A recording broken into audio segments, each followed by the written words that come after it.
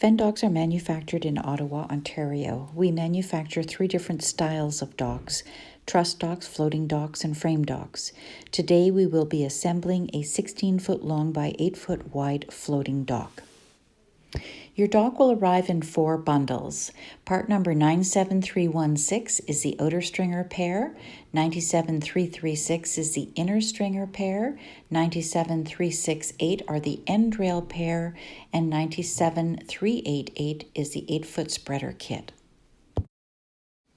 You will require a power drill or driver and something to open the packaging. Open part number 97316 first, the outer stringer pair. Inside you'll find a hardware bag and the angles for holding down the top decking. The hardware bag contains all of the bolts for the corners and a bit for your electric drill or driver. Next, open part number 97368, the end rail pair. Here you will find the instruction manual. Now you will be able to assemble the outer perimeter of the dock.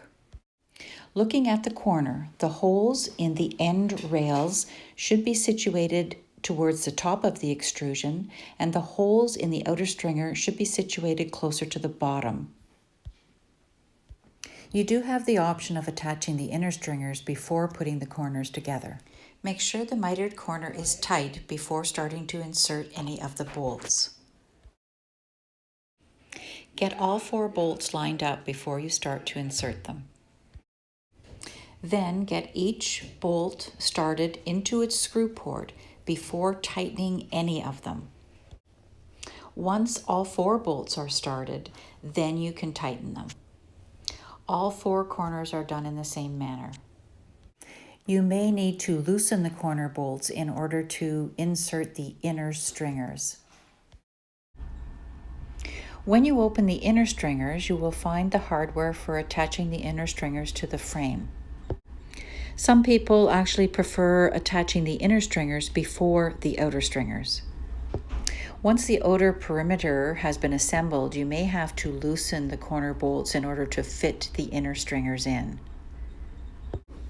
Line the inner stringers up with the holes on the end rails.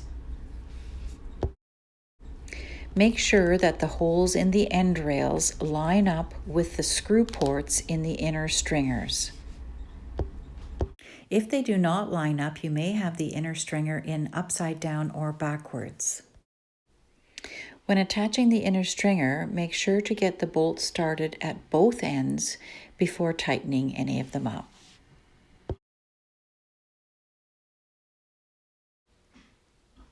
Lastly, open the spreader kit. Inside you will find the hardware for attaching the spreaders. Inside the hardware bag you will find all the bolts and the appropriate number of backer plates. Line the spreaders up with the pre-drilled holes in the framework. Again, get the bolts started at both ends of the spreader before tightening any of the bolts. You will require the backer plates for the open side of the inner stringers. If you do not seem to have enough backer plates, it may be because the inner stringers have been mounted incorrectly. Once all the spreaders have been attached, the framework will be complete. You now have a 16 by 8 floating dock frame. It is now time to mount your floats. Your floats will come with their mounting hardware. You will also notice that each float has a vent in it. This vent must be closed before you put your floating dock in the water.